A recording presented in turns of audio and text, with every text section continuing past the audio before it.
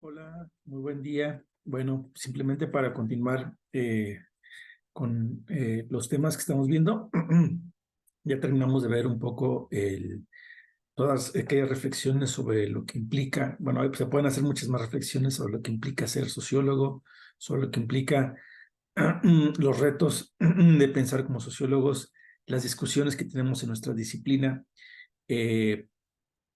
Y como algunas de estas discusiones pues son un tanto banales vistas desde la perspectiva del señor Duvet, ¿no? Y cómo se pueden superar. Bueno, pues ahora vamos a abordar de manera relativamente breve, digo, porque pues van a tener básicamente un semestre completo de estos temas. Vamos a abordar pues algunas de las principales ramas que tiene la sociología. Esto es para que ustedes vayan como viendo los temas que les interesan, dentro de qué, en dónde se encuadran dentro de la sociología, ¿no? Hoy vamos a ver el tema de la sociología urbana. Decidí empezar por este tema porque finalmente nuestro mundo es ya un mundo básicamente urbano, y hay una serie de fenómenos que se dan en este mundo, bueno, perdón, en este mundo urbano en el que vivimos, ¿no? Y la cuestión de la urbanidad, o más bien la cuestión de la existencia de ciudades en el mundo, pues bueno, pues es antiquísima, ¿no? Eh, pues ahí más o menos hace 5.000 años que los individuos viven en ciudades como tal, ¿no? Las primeras ciudades datan de hace 5.000 años, es decir, 3.000 años antes de Cristo. Y pues desde esa época se consideró siempre a la ciudad como un espacio ya donde se concentraba conocimiento, tecnología, producción, ¿no? Ahí en las ciudades generalmente estaba lo más acabado del conocimiento para esa época, ¿no? Ahí a las ciudades llegaban las mercancías, muchos de los productos o casi todos los productos que se generaban en el campo, ¿no? Y entonces es interesante esta cuestión de que empezaron a ser como los centros, porque si hablamos de centros, pues tenemos que hablar como de periferias, ¿no? Entonces, muchos autores hablan de que las primeras desigualdades sociales surgieron precisamente en esta distinción entre los que vivían en las ciudades, que de alguna manera absorbían todos los recursos o una parte importante de los recursos que se producían en el campo, y eventualmente pues en el campo por eso empezó a sufrir un atraso, bueno, en el campo, las personas que viven en el campo empezaron a sufrir un atraso en general con respecto a los que viven en las ciudades. ¿Qué decir del conocimiento o la tecnología? En las ciudades pues llegaban o ahí florecía, empezó a florecer lo que después se va a conocer como la ciencia. Y entonces, pues esto también creaba una desigualdad entre el campo y la ciudad, ¿no? Y bueno, existía una organización cada vez más compleja dentro de las ciudades, ¿no? Ahí es donde se empezó a gestar un poco más el tema de la especialización. Eh, bueno, entonces, esas eran algunas de las características de las ciudades, ¿no? En México, bueno, pero en América, pues tenemos, no, bueno, sabemos que desde hace poco más de 2.000 años, pues hay hay asentamientos urbanos, ¿no? El primero de ellos y el más importante, pues fueron los asentamientos teotihuacanos, sobre todo, sí, los asentamientos teotihuacanos que posteriormente van a dar origen a, a lo que conocemos ahora como Teotihuacán, ¿no? Que yo espero que en primaria, en secundaria, en prepa los hayan llevado a conocer esa inmensidad, ¿no? Eh, Y también, ¿por qué es importante el tema de la ciudad? Bueno, porque básicamente todas las civilizaciones han tenido o una ciudad o un sistema de ciudades, en las cuales, desde las cuales van construyendo pues su legado como civilización, ¿no? Si nosotros nos vamos a los egipcios o a los babilonios, ¿no? Pues evidentemente, recuerden sus clases de preparatoria, había ciudades, ¿no? La propia Babilonia era la gran ciudad, ¿no? Y los jardines colgantes y como había otras pequeñas ciudades que alimentaban a esa gran ciudad, ¿no? Y así nos podemos ir babilonios, egipcios, chinos, griegos, las ciudades-estado, ¿no? Luego los romanos, la gran ciudad de Roma, junto con las otras ciudades que, bueno, los otros territorios donde iban conquistando, iban teniendo, digamos, sus ciudades. Y, por ejemplo, el sistema romano, perdón, la civilización romana es la gran civilización con más, bueno, de la antigüedad, con más presencia urbana, ¿no? Etcétera. Bueno, podemos seguirnos así y vamos a encontrar esta constante, ¿no? Siempre que hay una civilización, hay al menos una ciudad o varias ciudades desde la cual esa civilización va construyendo su legado, ¿no?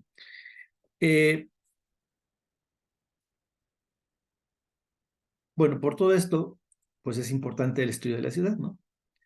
Porque, bueno, aquí ya dejando el pasado y centrándonos en el presente y en nuestro contexto mexicano, bueno, pues más de la mitad de la población, o sea, es importante la sociología urbana porque más de la mitad de la población mundial vive en ciudades, ¿no?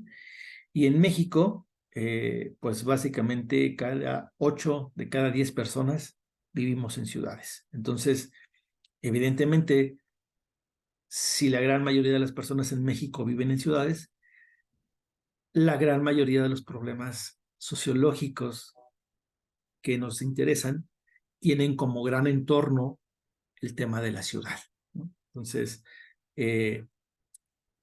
desde ahí, por eso tenemos que tener muy claro como qué, o sea, qué estudia la sociología urbana y cómo nos puede empaparnos de la sociología urbana, nos puede ayudar a entender otras dinámicas, sí, otras dinámicas y ahorita lo vamos a ir viendo con un poco más de calma, ¿no? ¿Cómo empezó a desarrollarse la sociología urbana? Bueno, en los primeros que hablaron de sociología urbana fue la Universidad de Chicago, ¿no? Chicago era en ese momento una especie como de capital del mundo. Ahí había una facultad de sociología, bueno, una escuela de sociología, y la sociología de la Universidad de Chicago, bueno, de ahí surgieron los primeros aportes de la sociología urbana, los primeros, bueno, no los primeros aportes, pero sí se fortaleció mucho la sociología del trabajo desde ahí. Entonces, pues fue un centro de radiación de conocimiento sociológico. Hubo como dos grandes centros, ¿no? Evidentemente Francia, donde había nacido la sociología, por eso se habla de la sociología francesa como una escuela que nutre, pero también el otro gran centro, digamos que en América, pues fue la Universidad de Chicago, y entonces cuando tenemos que pensar cómo ha sido la sociología urbana en México, ¿no?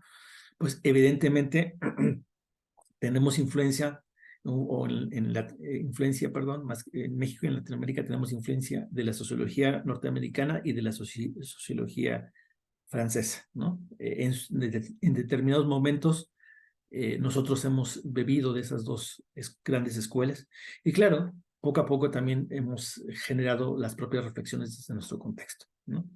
Ahí podemos ver los primeros análisis, bueno, la sociología urbana en Chicago, lo primero que se interesó fue cómo estaba ordenada la ciudad, ¿no? Y lo que descubrieron es que la ciudad estaba ordenada como por círculos, ¿no? En el círculo central estaban lo que nos dicen en nuestras clases de inglés, el downtown, o sea, estaba ahí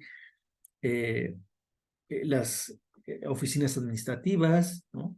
Las oficinas religiosas o el templo religioso, los principales comercios, ¿no? Entonces la gente se desplazaba hacia el centro, al banco, a comprar cosas, a ir al culto, ¿no? Etcétera. Y a partir de ahí, pues iban generando círculos, ¿no? Eso fue una primera explicación que tiene su grado de validez, ¿no? Pero esa imagen, pues ya quedó superada, que es la que vemos un poquito en la parte inferior. Y lo que sigue, bueno, conforme estas primeras ideas sobre la ciudad, bueno, son de principios del siglo XX, pero conforme las ciudades fueron creciendo, entonces ese modelo quedó rebasado. Y entonces surgieron otros modelos que hablaban de ciudades multicéntricas, ¿no? Es decir, crecieron tanto las ciudades que al interior de las ciudades hay como varios centros. ¿Cómo nos puede quedar esto claro? Pensando en la ciudad de Querétaro, ¿no? Es decir, estamos divididos en delegaciones, ¿no? Y en el centro de la delegación pues están las oficinas administrativas, o bueno, en algún punto de la delegación se dice estas son las oficinas administrativas de la delegación, ¿no? Y alrededor, bueno, no exactamente alrededor, sino distribuidos en el espacio, pues están centros comerciales, están escuelas, están centros de trabajo. Entonces, una persona podría vivir prácticamente dentro de una delegación sin nunca salir de ella, ¿no? Si ahí tiene su centro de trabajo, si ahí tiene escuelas, bueno, supongo que tenga hijos, si ahí tiene escuelas para sus hijos, si ahí tiene centros comerciales, si ahí tiene oficinas administrativas, si ahí tiene bancos, bueno, pues prácticamente alguien puede no salir de su delegación, ¿no? Alguien puede incluso vivir, por ejemplo, vivir 20 años en esta zona de San Pedrito Peñuelas o por estas zonas de allá, básicamente sin atravesar Bernardo Quintana, ¿no? O sea, puede hacer su vida ahí. Entonces, eso pues nos habla por eso se habla de ciudades multicéntricas, ¿no? Hay una multitud de centros dentro de las ciudades. Bueno, ese es otro modelo, es un modelo del que ahora se habla, ¿no? Entonces, para que vean ustedes cómo uno de los, digamos, de los primeros intereses, ¿no? Fue pues tratar de explicar cómo estaban ordenadas las ciudades, ¿no? Llegamos a los 60s y en el contexto latinoamericano pues pasan muchas cosas, ¿no? Bueno, dicen, bueno, sí es importante la cuestión de cómo se ordenan las ciudades, ¿no? Pero en el contexto latinoamericano tenemos otras problemáticas. Y entonces están las ciudades, pero también tenemos procesos de acumulación dentro de las ciudades, tenemos una urbanización desmedida, tenemos fruto de esa urbanización desmedida, de esa llegada masiva de personas, tenemos aumento en las rentas en el precio del suelo, y pues eso evidentemente va generando una serie se encarece el suelo, empieza la urbanización informal y empieza toda una serie de transformaciones, se crean más problemas. Entonces, la cantidad de problemas que traía la ciudad, si se fijan, pues se multiplicaron en el contexto latinoamericano. A lo mejor en contextos europeos y anglicanos, angloamericanos, perdón, no había tantas estas cuestiones de la informalidad del suelo o de los asentamientos irregulares que generaban toda otra serie de dinámicas, ¿no? Entonces, pues aquí se multiplican los distintos temas que le interesan a la sociedad urbana latinoamericana, ¿no? Porque si se fijan, aquí ya metemos temas de desigualdad, temas de pobreza, temas de acumulación,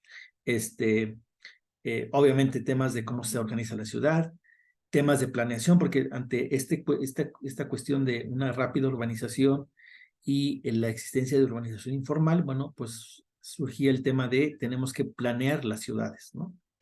Cuestión que todavía estamos discutiendo, ¿no?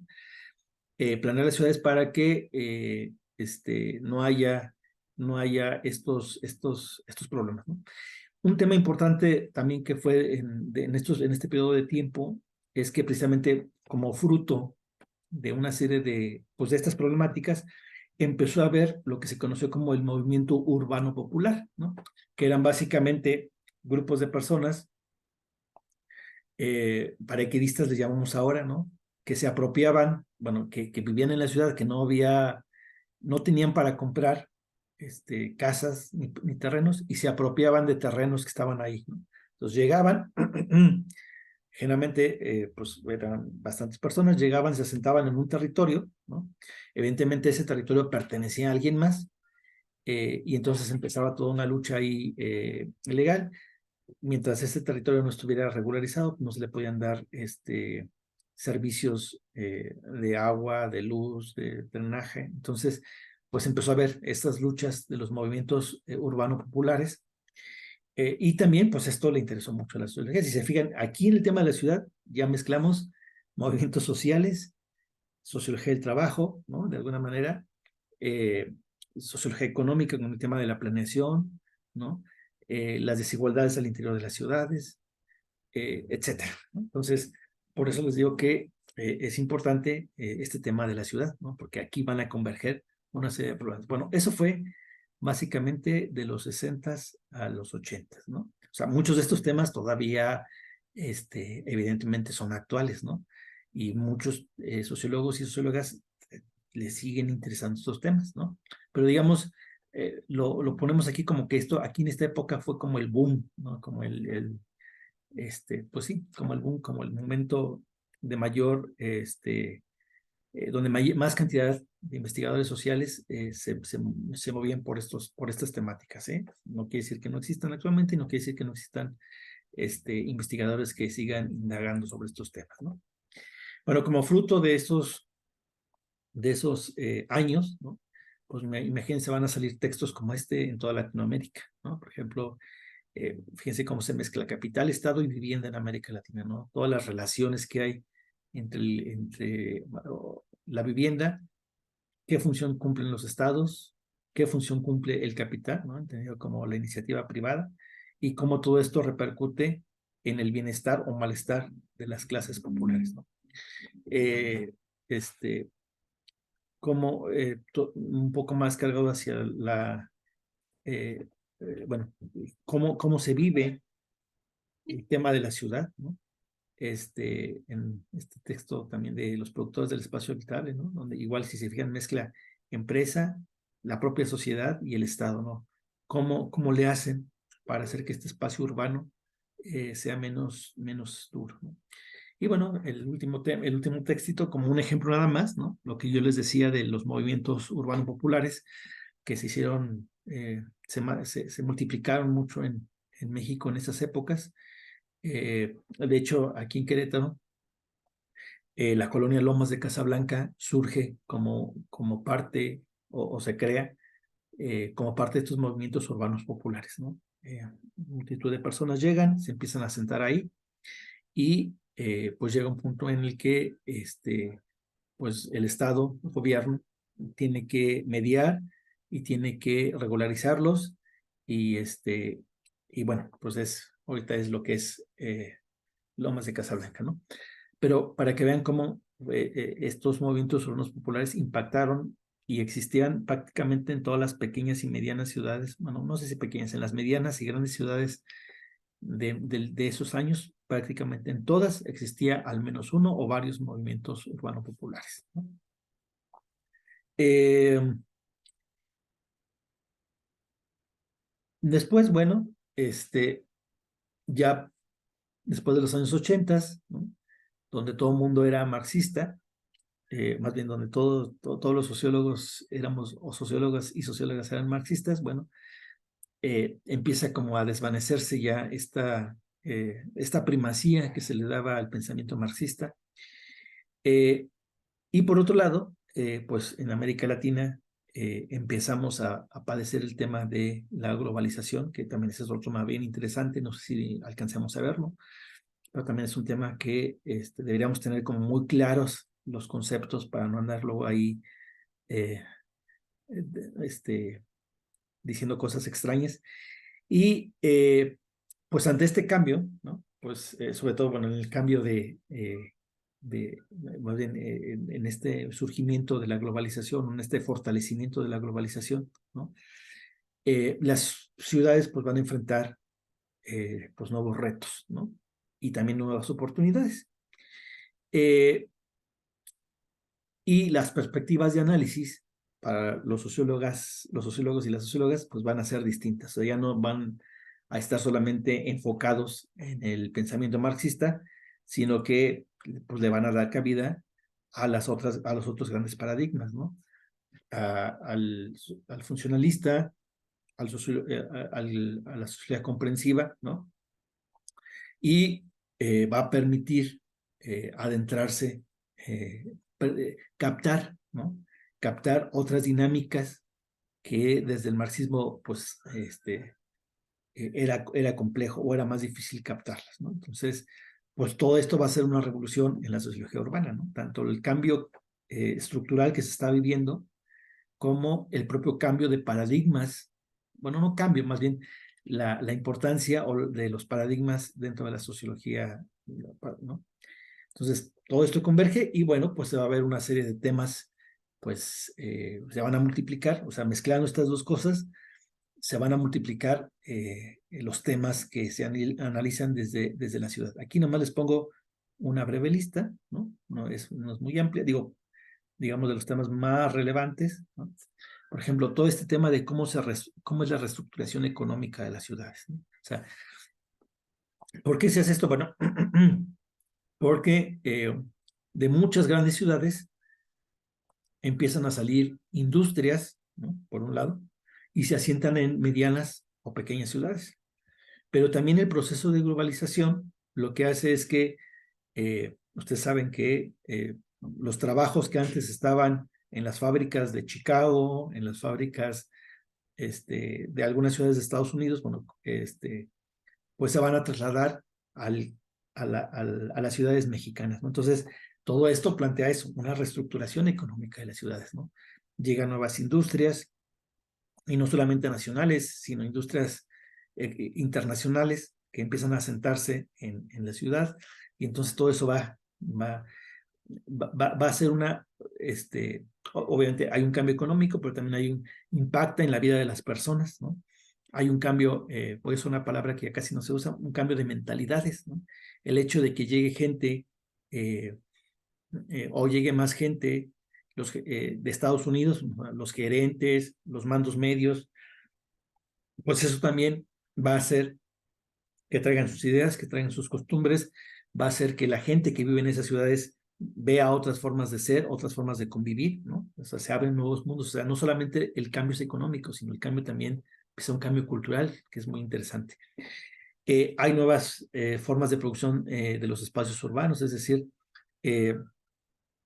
empieza toda una relación de decir, bueno, a ver, ya no solamente viviendas horizontales, ¿no? Es decir, o colonias, ¿no? Sino también que la aparición de los grandes edificios, ¿no? Que ya los rascacielos existían en Nueva York, en Chicago desde 1900, pero en estos nuevos contextos, pues cada vez se va a recurrir más a cómo se vive, ¿no? Cambios en la relación Estado-mercado, evidentemente. O sea, el hecho de que haya más tratados de libre comercio, qué le corresponde al Estado, qué le corresponde al mercado, todas estas discusiones y esta relación entre el Estado y el mercado, cómo repercute en las ciudades, ¿no? Hasta qué punto el Estado es responsable de la construcción de vivienda, ¿no? Hasta qué punto el mercado es responsable de la construcción de vivienda. En esta relación Estado y mercado, ¿qué corresponde a cada quien, por ejemplo, en la organización del transporte urbano, ¿no? Aquí en Querétaro se está dando un experimento bien interesante, ¿no? Bien interesante, que es el Estado ya asumió en una parte importante el tema del transporte, ¿no? Ya no se deja solamente ahora sí a los concesionarios, ¿no? Porque es algo tan importante, ¿no? Se dieron cuenta que es algo tan profundamente importante y que impacta tanto en la vida de las personas que ya no se puede dejar completamente a los intereses individuales de los concesionarios, sino se crea una gran empresa con fuerte capital estatal, y la intención pues es que sea lo más eficiente posible. Está dando ya sus primeros pasos, pero les digo, es un tema bien interesante que habría que echarle ojo para ver si se convierte en una oportunidad o más bien si se va cumpliendo las expectativas o hay que ir haciendo ajustes en el camino, ¿no? Y pues hay un nuevo modelo socioespacial, ¿no? Es decir, ante este incremento o este mayor crecimiento de las ciudades, ¿no? Pues entonces hay que pensar estos nuevos modelos que tenemos como ciudades. Eh, Evidentemente siempre ha habido lugares donde viven personas de cierto nivel económico, personas de otro nivel económico, pero todo esto se replantea, ¿no? Y lo socioespacial no solamente tiene que ver dónde vive la gente, sino cómo se transporta la gente. Es decir, ahora que se habla mucho del uso de la bicicleta, que hay ciclovías, pues esos son cambios socioespaciales. Entonces, todo eso hay que analizarlo. Entonces, imagínense aquí ya lo que nos estamos metiendo, ¿no? Por ejemplo, analizar sociológicamente a todos aquellos que usan bicicleta para su transporte. Fíjense qué estudio tan padre sería, ¿no? O sea, poder entender qué características tienen las gentes que usan bicicleta, ¿no? Las características socioeconómicas, qué retos se enfrentan, ¿no? Cómo es la relación entre los que andan en bicicleta y los automovilistas, entre los que andan en bicicleta y los peatones, ¿no? Qué interacciones se dan de formas de organizarse al interior de los propios ciclistas, porque hay agrupaciones de ciclistas. O sea, ahí, si se fijan, los temas son, ahora sí que el cielo es el límite, ¿no? Y luego vendrían, pues, bueno, eh, juntando sociología urbana con la cuestión del trabajo, pues vendrían cómo se reorganizan los mercados de trabajo dentro de una ciudad, ¿no? Es decir, qué personas acceden a qué puestos, qué características deben tener las personas para acceder a ciertos puestos, ¿no? O sea, todo eso es un replanteamiento bien profundo en las ciudades, ¿no? En las ciudades cada vez va siendo más necesario, por ejemplo, como un simple ejemplo, que las personas sean bilingües, ¿no? Entonces, bueno, por ejemplo, ahí, por eso la importancia de que ustedes estudien inglés, porque en un futuro, pues les va a ser un arma más para poder tener un puesto de trabajo más o menos digno, ¿no? Eh, y bueno, entre estos mercados de trabajo y cómo se reestructuran socialmente las ciudades, pues surgen problemáticas como la pobreza urbana, ¿no? Evidentemente los mejores puestos, los que ganan, ¿no? Los mejores salarios, pues están pensados en gente con determinadas características, ¿no? Y en una ciudad donde ya dijimos que hay encarecimiento de suelo, encarecimiento de rentas, una mayor precarización laboral que impide que muchas personas puedan siquiera soñar con conseguir su casa propia, pues aumenta la pobreza urbana, ¿no? Entonces, este es otro tema bien interesante, ¿no? No es lo mismo la pobreza rural que la pobreza urbana, y ver qué características, ¿no? Porque generalmente en la pobreza urbana dicen, ok, a ver, tienes acceso al agua, tienes servicio a la luz, tienes servicio a drenaje, entonces no eres pobre. No, no, a ver, espérame. Evidentemente, en la ciudad es menos probable que carezca de estos servicios, ¿no? Porque estamos en un contexto urbano, pero eso no significa que tenga o sea, que se viva en una situación de pobreza, ¿no? Entonces, por eso ahí habría que pensar y repensar los criterios, ¿no? Bueno, temas como la exclusión, quiénes habitan en qué parte de la ciudad y por qué, ¿no? Eh, y el tema, obviamente, de la polarización social que tiene que ver, que está metido aquí, ¿no? Quienes, en una ciudad, digo, volviendo, pensé en el contexto de Querétaro, ¿no? Quienes van a Antea, por ejemplo, al centro comercial de Antea, ¿no? Y quienes van a otro tipo de centros comerciales, ¿no? O quienes van al mercado. Entonces, para proveerse por ejemplo, de ropa, ¿no? Por ejemplo. Quienes compran su ropa en Walmart, quienes compran su ropa bueno, en distintos lados. Entonces, todo esto pues, habla de la polarización social y que en un contexto urbano es bien interesante poder acercarse y estudiarla, ¿no? bueno, yo espero que vayan tomando nota, ¿no? Porque todo esto lo vamos a platicar cuando nos veamos. Y finalmente, y no menos importante, el tema de la gobernanza urbana, ¿no? ¿Cómo los habitantes de las ciudades, cómo vamos colaborando para dignificar o para hacer más habitable el lugar en el que vivimos, ¿no? Y aquí no todo se lo podemos dejar al Estado, evidentemente, ¿no? También se hace falta una sociedad civil organizada. Y aquí entran los temas de ciudadanía, ¿no? Cómo se vive la ciudadanía o valga la redundancia, en las ciudades, en el medio urbano, ¿no? ¿Qué responsabilidades tenemos los individuos como ciudadanos dentro del medio urbano, ¿no? Todo este tema de la democracia, de la participación, ¿qué tanto participamos en las reuniones, en algo tan simple, en las reuniones de vecinos de nuestra colonia, ¿no? Que nadie participa? A veces en una colonia viven 100 familias y a la reunión van 5, 6, 7 personas, ¿no? Y evidentemente, pues eso lastima la democracia y lastima la participación, ¿no? O sea, y entonces las inquietudes y las necesidades, pues no se pueden transmitir, por ejemplo, al Estado, donde, y me refiero al Estado no como el Estado, ¿no? O sea, los gobiernos, para que vayan dando soluciones, ¿no? ¿Cómo debe ser la relación entre los gobiernos locales, ¿no? Y, o sea, los gobiernos municipales y gobiernos del Estado? Todo este tema de la descentralización, que también es parte de nuestras reflexiones sociológicas, es decir, el hecho de que cada vez más actividades ya no tengamos que realizarlas pensando en el tema de administrativo, ¿no?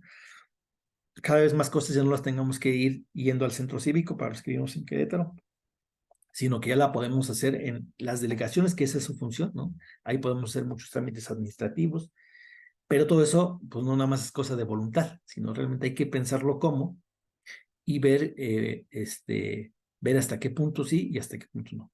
El tema de la competitividad urbana y la planeación estratégica, cómo podemos hacer en un contexto donde todas las ciudades literalmente se pelean por traer empresas a su territorio. Eso es una realidad, ¿no? Y aquí en Querétaro creo que nos queda bastante claro, pues obviamente tienen que ser uno de los requisitos para que las grandes empresas lleguen a los territorios, es que tienen que tener competitividad urbana. Es decir, las grandes empresas dicen, a ver, me quiero ir a tal ciudad, ¿cómo está su sistema de transporte? ¿Cómo está su sistema de universidades? ¿Cómo está? Obviamente lo mínimo es su sistema de servicios básicos, ¿no? ¿Cómo está el tema de la energía? Por eso, ante la inoperancia de la Comisión Federal de Electricidad, que ha sido inoperante durante mucho tiempo, pero en este sexenio ha sido pésimamente inoperante, ¿no? La prueba fue el problema que tuvimos hace unos días aquí en Querétaro. Bueno, se decidió ya que el gobierno del estado creara una agencia de la energía, ¿no? Que precisamente para poder ir desde un gobierno estatal, ir generando las fuentes de energía que requieren las grandes empresas. Y no solamente las grandes empresas, sino eh, al momento que esas empresas empiezan a generar empleos, pues llega más gente, ¿no? Y esa gente también necesita energía eléctrica. Entonces, eso es lo que hace, bueno, ese es un ejemplo de lo que hace o no competitiva a una ciudad, ¿no? Y ahí, pues también los sociólogos tenemos que hacer mucho, eso claro, esto desde la gobernanza urbana, perdón, es para los sociólogos que de alguna manera como que trabajan más desde la visión reformista y desde la visión de aumentar la racionalidad de los actores y desde la visión, ¿se acuerdan?, del Estado, ¿no? Evidentemente va a haber sociólogos y sociólogas que no les interesen estos temas. Bueno, una planeación estratégica y obviamente desarrollo sustentable, ¿no? Cómo hacer una ciudad que tenga crecimiento económico sin que se lastime demasiado la propia sustentabilidad, es decir, los recursos naturales con los que cuentan, ¿no? Y esto, pues, esto nos abre un montón de posibilidades, ¿no? Aquí en tanto esta cuestión, estas discusiones de si los huertos urbanos, seguramente yo espero que los hayan escuchado, ¿no? Todo este movimiento de huertos urbanos donde dicen, bueno, hay que producir en nuestras azoteas, ¿no? pues pequeños jitomatitos, legumbres, ¿no? Esto con la finalidad de no extraer tanto recurso del campo, ¿no? O de que nos salgan más baratos los costos, porque imagínense traer las cosas todo del campo, pues la cuestión del transporte, y luego que lleguen a grandes bodegas, ¿no? Con un encarecimiento del suelo, pues las rentas son altas y entonces ahí le aumentan el costo, y luego que llegue al pequeño vendedor, ¿no? Que también tiene que tener un local, ¿no? Tiene que pagar renta, tiene que pagar luz, agua, y entonces todo eso va aumentando el costo de los alimentos. Entonces, una lógica de los huertos urbanos es, bueno, producimos una parte de lo que consumimos, ¿no? Y eso a la larga pues tiene que ir haciendo que nuestros consumos o sea, nuestro costo por consumir alimentos pueda ir a la baja, y evidentemente nos quedan recursos para otras cosas. Entonces, pero bueno, aquí hay toda una discusión de cómo deberían ser los huertos urbanos, qué impacto deberían tener, ¿no? Hay, por ejemplo, experimentos que se han hecho en Colombia, que en alguna ciudad le han dicho, a ver, en esta ciudad, en los mercados de esta ciudad, los grandes comerciantes tienen que comprar el 70% de las cosechas de los que viven, de los pequeños productores que viven alrededor de la ciudad, ¿no?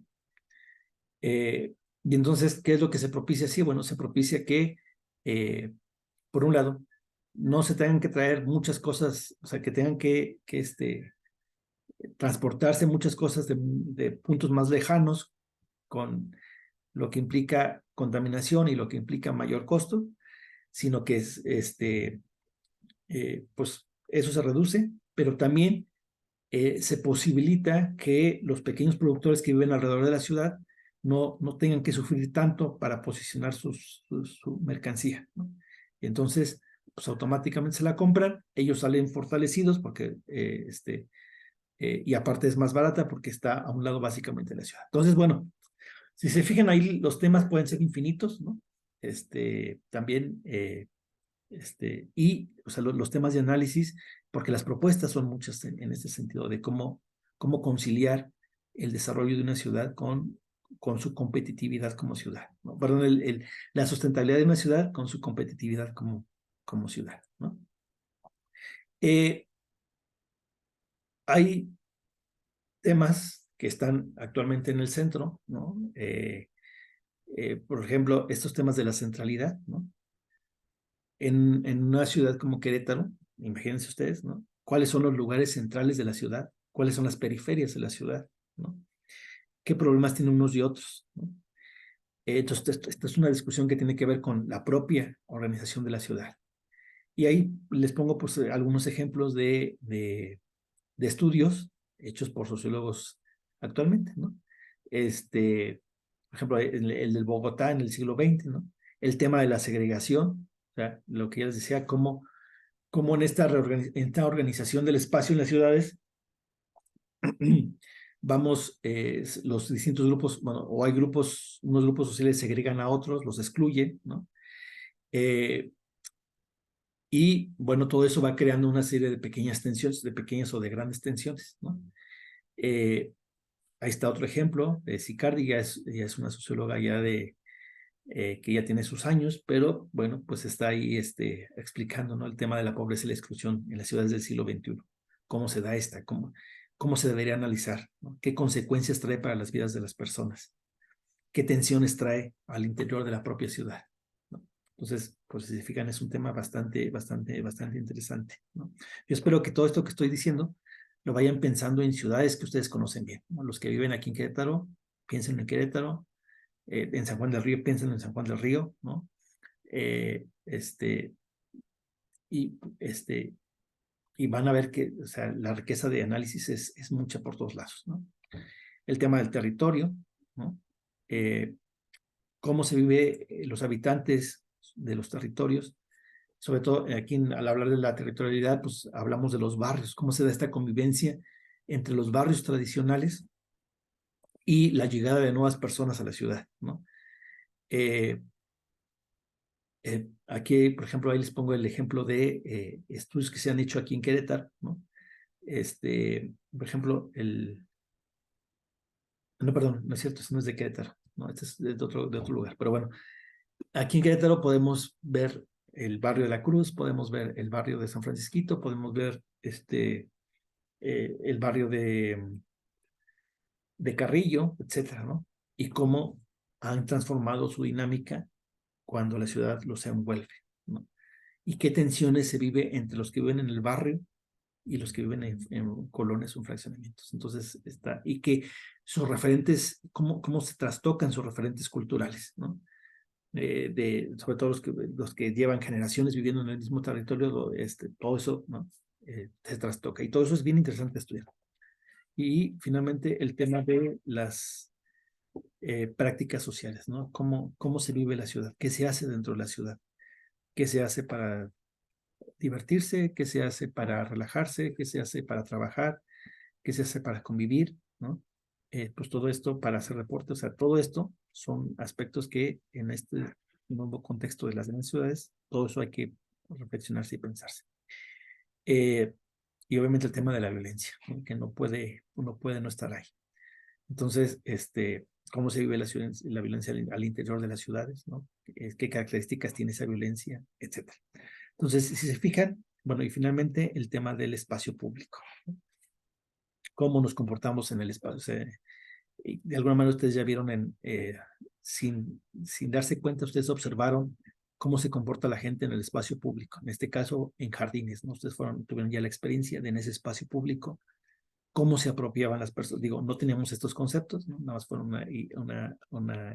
una observación, pero de alguna manera ustedes ya vieron una especie de distintas formas de apropiarse del espacio, ¿no?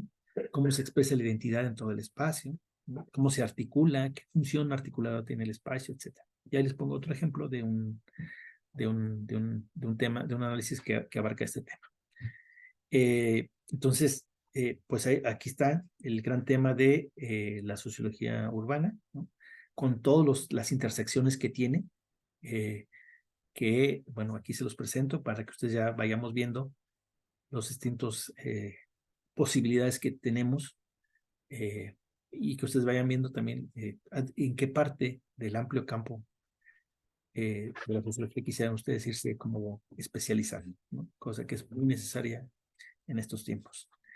Bueno, pues entonces hasta aquí quedaría la sesión. Que tengan un muy buen día.